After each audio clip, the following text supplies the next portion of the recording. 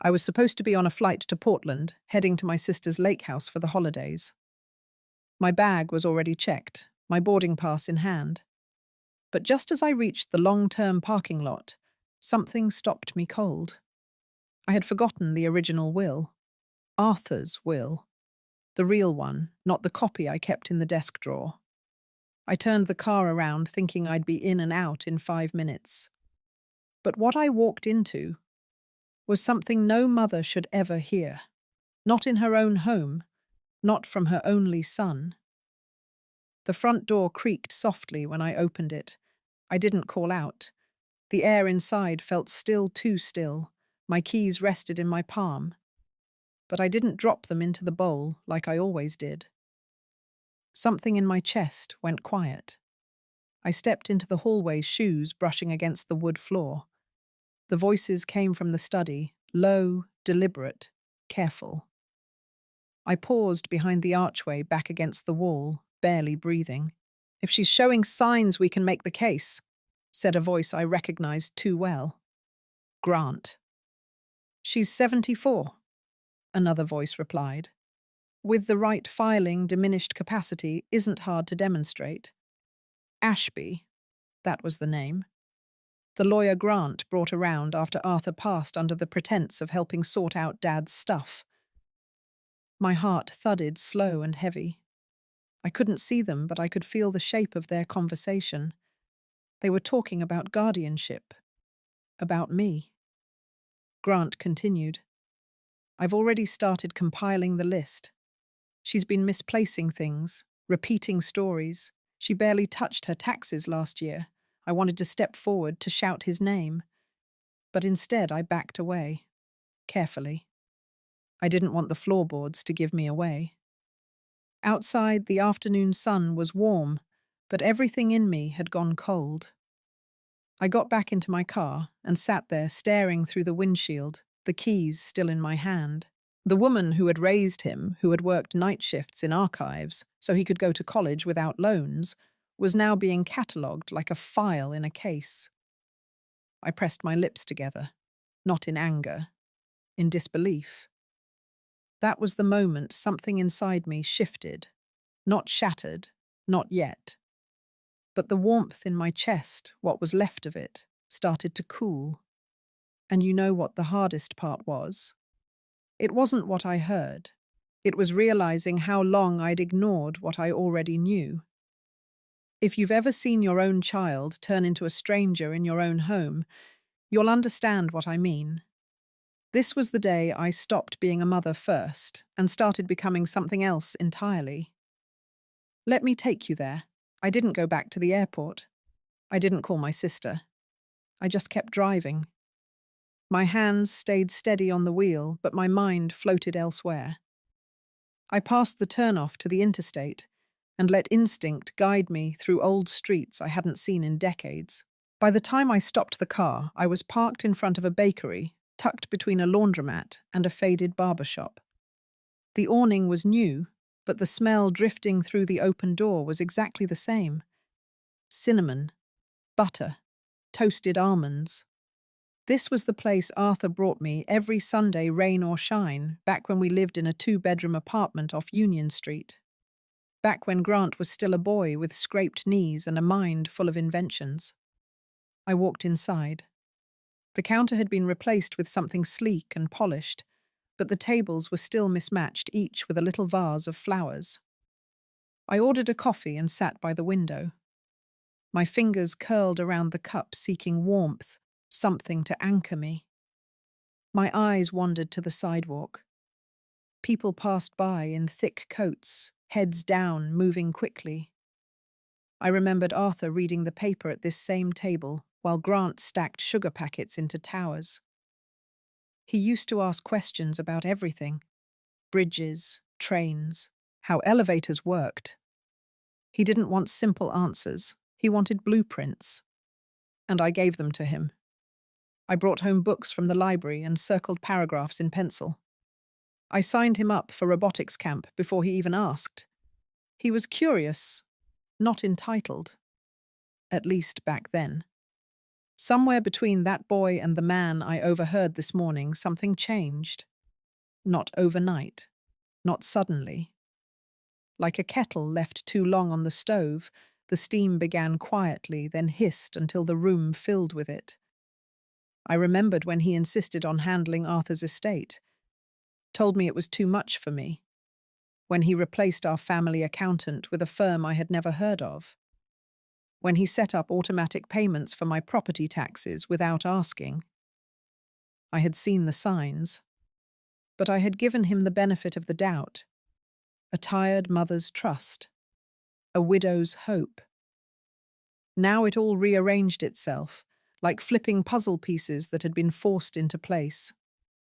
Suddenly the picture was clear. I left the bakery after finishing half the coffee. The taste lingered bitter on my tongue, not from the beans, from memory.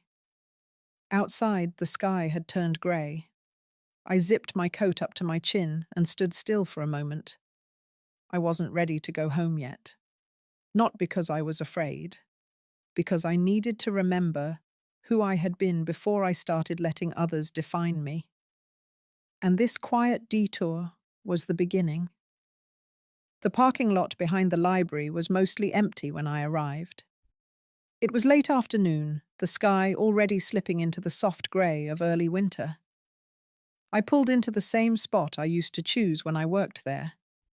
Muscle memory, old habits. I sat for a moment watching the branches of the big oak near the back door sway gently in the wind. Inside, everything was quieter than I remembered. The carpets had been replaced, the checkout stations upgraded, but the smell was the same. Ink dust and old wood, a scent that always made me feel calm, capable, whole. I walked straight past the fiction stacks and into the back toward the archives room. It hadn't changed much. Same tall filing cabinets, same beige overhead lights that flickered if you looked at them too long.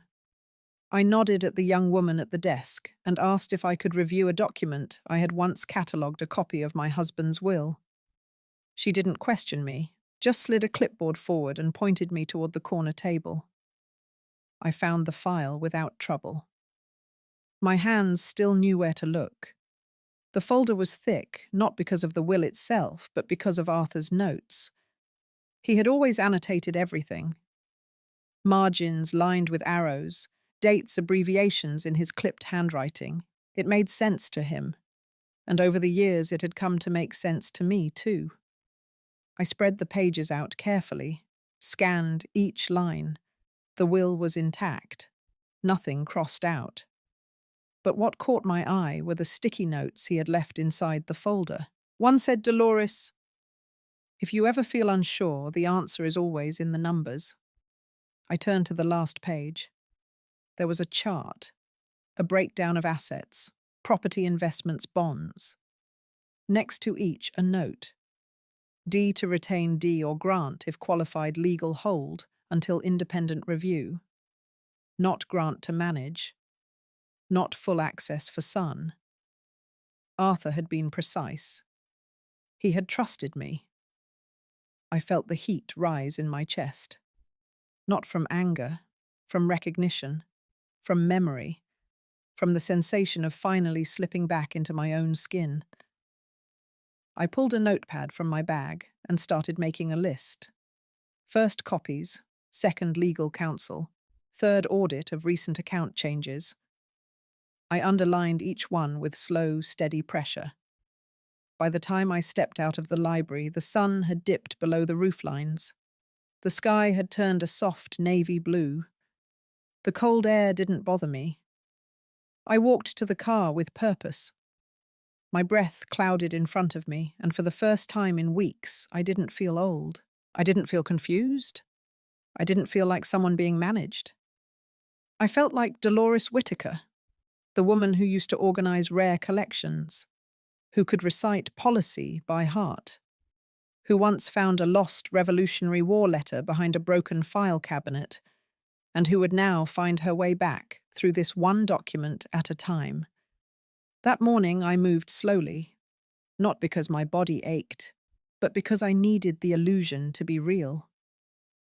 I tucked a small voice recorder into the lining of my coat.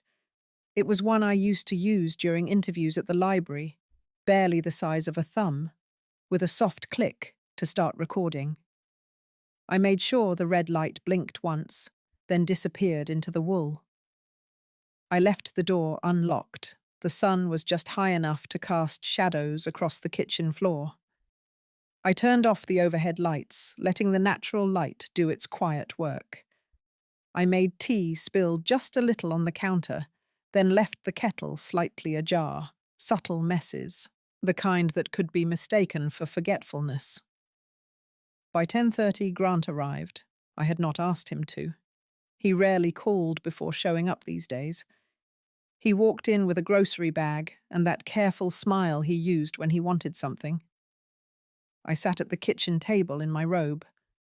A crossword half filled in front of me. A pen without a cap. I looked up slowly. He kissed my cheek and commented on how chilly the house felt. I nodded, said I must have forgotten the heat again. He set the bag down and pulled out a container of soup, a loaf of bread, and a tin of crackers. The performance began. He asked how I had been sleeping. I said I wasn't sure, then changed the subject mid-sentence. I let my hands fumble slightly with the spoon. When he offered to warm the soup, I smiled and said yes, as if he were doing me a favor. Grant moved around the kitchen like someone taking inventory. His eyes scanned the calendar, the pills by the sink, the unopened mail. He commented on a letter from the insurance company. I said I hadn't gotten around to opening it. He offered to go through it for me. I pretended not to hear. After lunch, he leaned against the doorframe and looked at me for a long moment.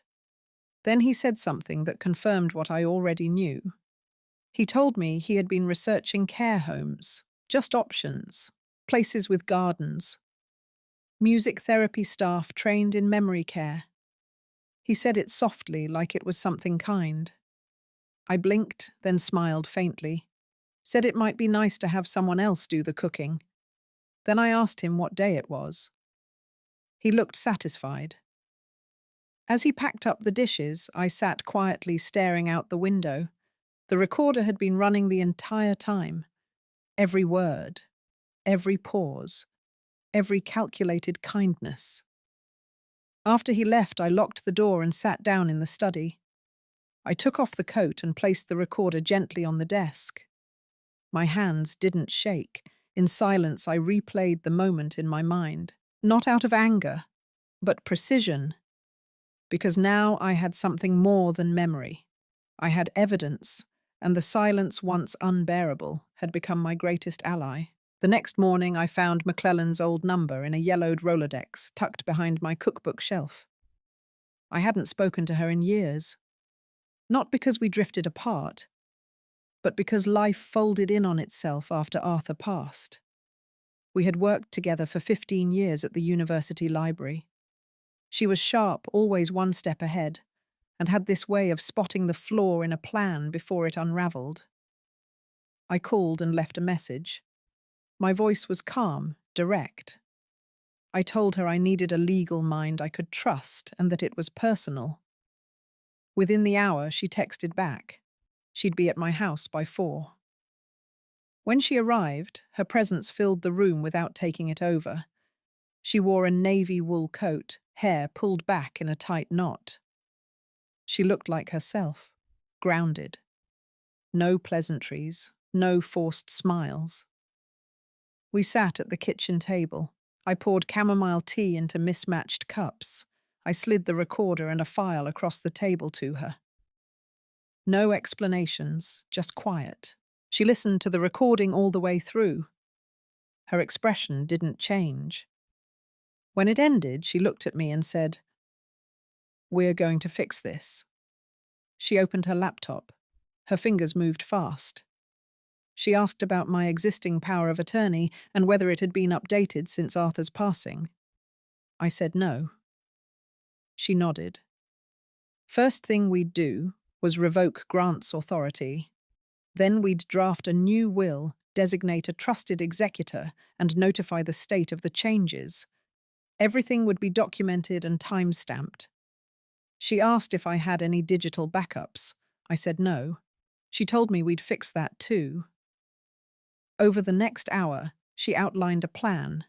It was clean, quiet, legal. Everything Grant had assumed I'd forgotten I was about to rewrite. McClellan was precise, but never cold. She wasn't surprised. She had seen this before. Not with children necessarily, but with those who believed access meant ownership. We moved to the den. She scanned copies of Arthur's annotated will. She helped me set up encrypted cloud storage. She even created a dedicated folder labeled Dolores Legal Private. She explained how to update entries, where to store medical reports, and which versions to retain. Before she left, she placed a single sheet in front of me. It was a formal revocation of power of attorney. My name, his name, the date. I signed it. She slid the paper into her briefcase. Her final words were simple. This is the first step. After she left, I sat by the window watching the bare branches of the dogwood tree sway in the wind.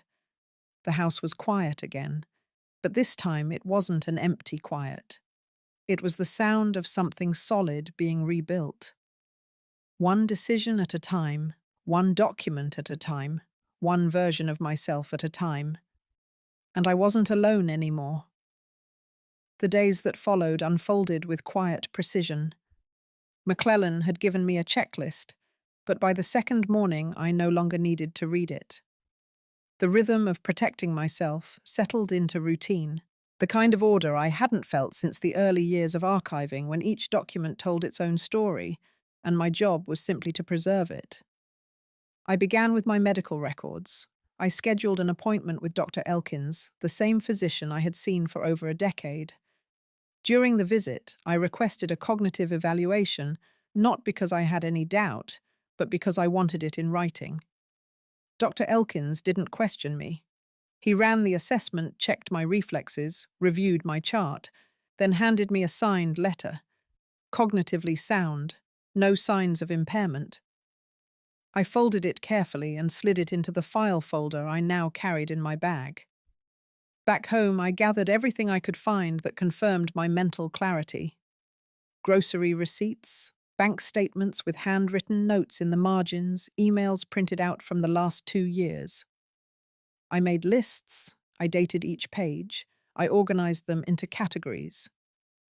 Legal, medical, personal. I labeled folders the same way I used to label historical collections: clear, consistent, irrefutable. I scanned every page into my new cloud storage.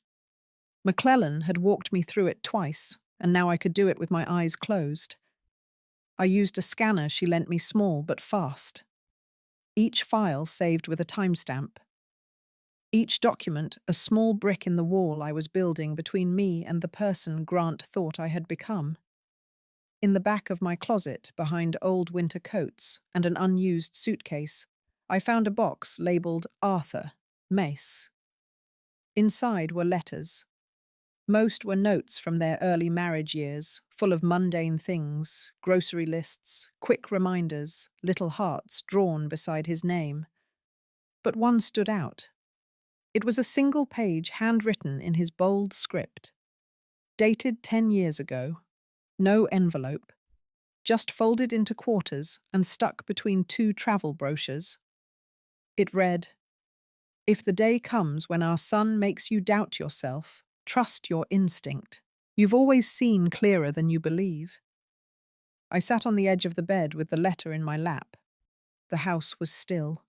My heart beat steady. The wind outside picked up, brushing against the windows like fingertips. Arthur had known. Not the details, but the possibility. He had seen something I wasn't ready to see then. I was ready now. That night, I backed up everything again. I sent copies to McClellan and stored a flash drive in the safety deposit box. I added a final note to my journal. There is no such thing as over-prepared when someone is trying to erase you. and I slept without turning the hallway light on. For the first time in weeks, I didn't wake up to check the locks. I had done the work, and I was no longer playing defense. I was documenting my survival, in my own handwriting, in real time. He showed up on a Wednesday. I hadn't heard the car pull in, but the doorbell rang just after noon. I took a slow breath and walked to the door without rushing. When I opened it, Grant stood there holding a paper bag in one hand and a small bouquet of supermarket tulips in the other. He smiled. That same soft expression he used to wear after getting caught sneaking a snack before dinner. I stepped aside and let him in without a word. The tulips were yellow. I thanked him and placed them in the old green vase on the dining room table. He commented on how quiet the house was and said it felt peaceful. I agreed. He unpacked the bag in the kitchen without asking. A container of vegetable soup, a crusty roll, a chocolate bar. I offered to heat the soup, but he waved me off and did it himself. He moved through the kitchen like he belonged there. He always had. We sat at the table. He asked how I'd been sleeping. I told him some nights were better than others. He nodded and asked if I'd considered hiring someone to check in once or twice a week. I said it might not be a bad idea. I let my spoon linger in the broth. My hands moved slower than usual. He watched me closely the way someone watches a dial they've just adjusted. Then he began talking about places he'd looked into. Assisted living communities with wellness programs, walking paths, private rooms. He said it gently, like it was just a suggestion. He said I deserved rest, that it wasn't safe to be alone too much. I looked down, ran my fingers along the edge of the napkin and said I would consider it. His face softened, maybe even with relief. When he offered to drive me to tour one of the places next week, I smiled again and said, perhaps. Then I asked him to remind me what day it was. He told me, and I nodded like I'd forgotten. I let the pause stretch between us.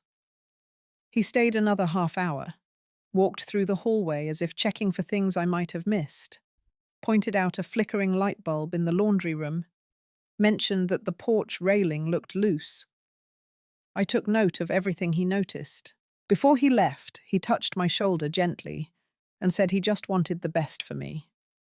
I placed my hand over his and said I knew. As soon as the door closed behind him, I walked to the back window and watched him sit in his car. He stayed there a while, typing something into his phone. His mouth moved slightly as if rehearsing. I turned and walked into the study. The small recorder in the bookshelf had been running since the moment he arrived. Every sentence, every suggestion, every careful word was now archived. Later that evening, I uploaded the file, labeled it Visit, Grant, Assisted Living Discussion. The performance was nearly perfect. But so was the record. The morning after Grant's visit, I rearranged the living room, not because it needed it, but because I wanted to make space under the side table for a second recording device. The placement mattered. He often paced near the window when he was nervous. I tested the angle, the range, made sure the microphone would catch any conversation on the porch as well. I left the front door unlocked again, a gesture of openness, vulnerability. Then I moved slowly around the kitchen, deliberately placing little signals of forgetfulness. I left the refrigerator slightly open, set the measuring cup in the sink instead of the cabinet. When I walked past the hallway mirror, I tousled my hair just enough to look like I hadn't noticed. At 10:40, his car pulled in again. He came up the steps, humming something. I stepped out onto the porch with a cardigan pulled tightly around my shoulders and asked what brought him back. He said he was in the neighborhood just checking in.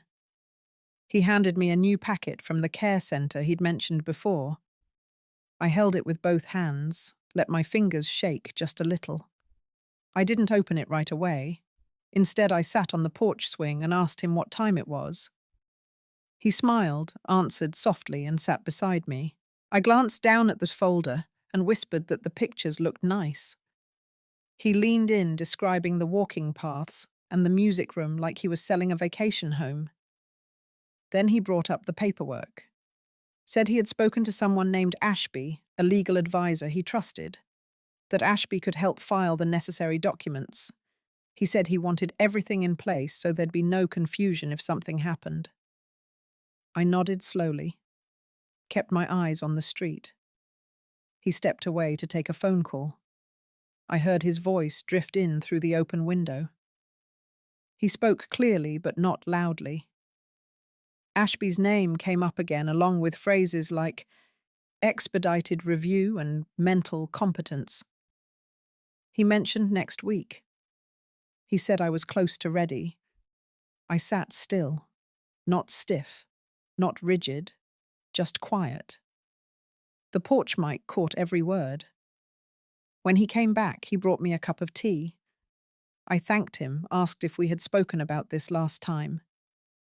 He smiled like he was proud of me for remembering. Then he asked if I wanted to visit the center on Thursday. I said I would think about it. I took a sip of the tea, let it linger on my tongue, and said, the flavor reminded me of something Arthur used to make. He didn't respond, just nodded and said he'd call me tomorrow. After he left, I went back inside and carefully disconnected the mic under the porch ledge. I uploaded the new file to the archive folder and labeled it clearly. Later that night, McClellan came by. She brought her tablet and we transferred everything to 2 encrypted backups. I showed her the notes Grant had left behind in the care center brochure. He had circled a line in the admissions policy transfer of medical proxy contingent on observed need. She looked at me, then handed me a folder of her own. Inside was a sworn affidavit confirming my current legal and medical capacity, signed by Dr. Elkins and 2 notaries. The game had shifted. Grant believed he was closing in, but I was already documenting his every move. And for the first time in a long time, I felt like I was not just surviving. I was preparing to be seen. 3 days after Grant's last visit, McClellan submitted the formal response to Ashby's office. The envelope was heavy with documentation. The affidavit of mental capacity, the newly notarized power of attorney, the updated will, and a written notice declaring all prior authorizations null. Everything was logged, time-stamped, and signed in duplicate. It wasn't a declaration of war. It was a shield. She didn't send it through email. She delivered it in person, a quiet visit to the downtown legal complex, where Ashby's firm kept a second-floor office above a dental practice. She left it with the receptionist, asking only that it be placed directly into his hands. Then she walked away. That evening she called me. Her voice was calm, but there was something unreadable beneath it. She said Ashby had called her personally not long after receiving the file, not to argue, not even to defend his position. He said something strange, that he had reviewed everything carefully, and that he would be stepping back from the situation. Then, without prompting, he added that Arthur had once done him a favor during a time when few others would. It wasn't a confession, but it was enough to leave a crack in the wall Grant had built. I sat with that call replaying in my head. I pulled out Arthur's handwritten note again, the one from the old box. I traced the last line with my thumb. The next day, I received a letter by courier. It wasn't from Grant. It was from Ashby. A brief message typed on firm letterhead. He stated that he would no longer be involved in any legal matters pertaining to my estate. Enclosed was a printed record of all documents filed on my behalf in the last 6 months, including those Grant had initiated. The paper trail was thorough. Dates, digital logs, proposed drafts, emails. I spent the afternoon reading each line. There were phrases I recognized from conversations with Grant, sentences repeated word for word. What he said to me over soup had appeared in a draft declaration of concern attached to a guardianship proposal. There were even template pages for future affidavits, designed to be filled in by neighbors or friends regarding observed memory issues. He had been preparing a case in silence, and now I had his playbook. I called McClellan. We agreed on the next step. She would prepare a brief statement of intent to be submitted if any further legal motion appeared on Grant's end. A warning, not a threat. That any attempt to bypass my rights would be considered legal overreach and elder coercion. It would go on the record. That night, I placed the letter from Ashby alongside Arthur's note in the drawer of my nightstand. Two men, one who had tried to erase me quietly, and one who had left just enough light for me to find my way back. I didn't feel triumphant. I felt steady, like I had finally moved out of a holding pattern and into clear air. The silence in the house didn't press on me anymore. It stood beside me, strong, waiting. Grant arrived without warning. No call, no message. Just the crunch of tires on gravel and the slow creak of the front gate. I had been expecting this. The letter from Ashby had shifted something, and I knew he wouldn't wait long to reassert control. I watched from the window as he walked up the path with a folder under his arm. His pace was measured, but his shoulders were tight. The mask of concern was still there, but thinner now, stretched over something sharper. When I opened the door, I didn't greet him with surprise. I simply stepped aside and invited him in.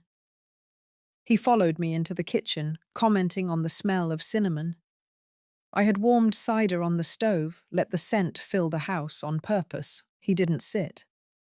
He placed the folder on the table and remained standing as if waiting for a cue. I poured 2 cups. I handed him one and took my seat across from him. The space between us was clean, almost ceremonial. He started softly mentioning that Ashby had stepped away unexpectedly and that it left things in an unclear place. I nodded. He said he had concerns about certain paperwork being changed without his knowledge. I took a sip of cider. Then I reached into the drawer beside me and pulled out a small stack of papers. They were clean copies, not confrontational, just facts. The new power of attorney, the updated will, the statement from Dr. Elkins, the notarized affidavit of capacity. I slid them across the table one by one. He didn't pick them up. He just stared. I looked at him then, not angry, not afraid, just clear. I said I had made decisions for myself, legal ones, responsible ones. I said I knew exactly what I was doing, and that pretending otherwise would not change that. He didn't respond. His jaw shifted once. His eyes scanned the documents again, then drifted up toward the hallway. I wondered if he was searching for signs, evidence that I had someone else here, or that I was bluffing. Then I said something simple. I said, "Not all silence is weakness." He stood still for a moment longer. Then he gathered the papers, placed them back on the table without folding them, and walked to the door. He didn't slam it. He didn't speak again. He left the way he came. After the sound of the engine faded, I returned to the table. I picked up the recorder hidden beneath the napkin holder and stopped the recording. The file name was already in my head. Quiet confrontation. Full clarity. That night, I didn't dream of Grant's childhood, or Arthur's voice, or legal phrases echoing down courthouse halls. I dreamt of a room filled with order, labeled boxes, clean ledgers, a window open to crisp air. For the first time in years, my decisions belonged to me alone, and that was enough. The silence that had wrapped itself around the house for weeks began to change, not with noise, but with presence. McClellan's daughter, Tessa, arrived just after noon on a bright Saturday. She had a canvas duffel, a laptop bag, and an easy way of moving through the hallway, as if it had always belonged to her. She wasn't loud.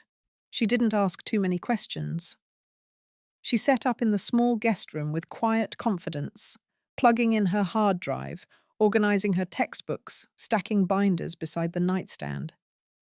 Tessa was studying archival science, and she already spoke in that calm, deliberate cadence that reminded me of my years at the university. By evening, the house felt different. She offered to make tea and stood in my kitchen like it was her own. She hummed while she waited for the kettle. Nothing dramatic, just the tune of a folk song I hadn't heard in decades. The scent of lemon verbena drifted through the hallway. That night I heard her typing from down the hall. Not fast, not frantic. Steady. The sound reminded me of Arthur's old typewriter, the one he kept in the basement long after word processors had taken over. There was something anchoring about it. Over the next few days, Tessa became part of the rhythm. She took out the trash without being asked. She printed labels for some of my old photo albums. She asked if she could digitize the notebooks I had used during my years at the library. She treated everything with care, and she never tried to impress. She simply did the work. I handed over the legal folder to her on the third day. Not the originals, but clean copies of everything: the medical affidavit, the POA, the revised will, and the audio transcripts. She stored them on an encrypted drive, added backup protocols, and uploaded them into a university-grade secure cloud. Grant called that night. I saw his name on the screen, but I let it ring. No message. Later, Tessa sat at the dining table with her laptop and asked if I wanted to label the boxes in the garage together the next morning. I said yes. It felt like saying yes to something larger than cardboard and tape. It felt like saying yes to motion, to life beyond defense. The rooms no longer echoed when I walked through them. The kitchen had fingerprints again. The floors needed sweeping more often. And I liked it. I wrote in my journal that night, just a single sentence. The house is no longer quiet, and neither am I. The morning air had shifted.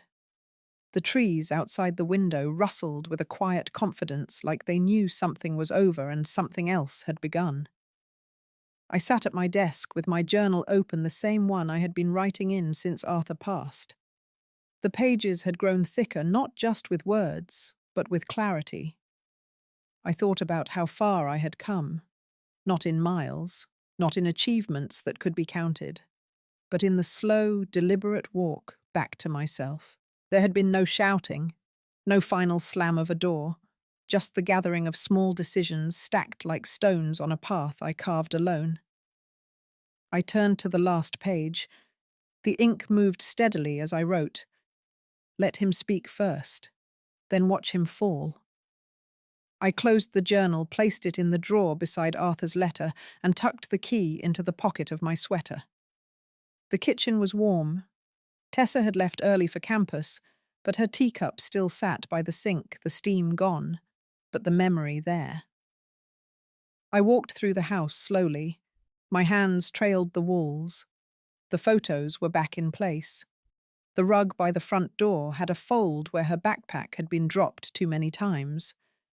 The lamp in the hallway flickered once, then settled into its glow. Outside, the wind pushed against the glass gently. I stood at the window and watched the leaves turn over gold on one side, fading green on the other. There was no announcement, no audience. But I knew something had ended, not my story, just the part where I waited for someone else to decide how it should unfold. And that was enough. If this story stayed with you, maybe it's because somewhere deep down, you've felt that silence too. The kind that's not weakness, but survival.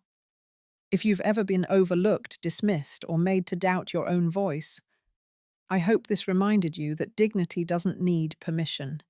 You're not alone in your quiet strength. And you never were. If this moved you, I'd love for you to share your thoughts, or simply carry this story with you a little while longer. Thank you for listening.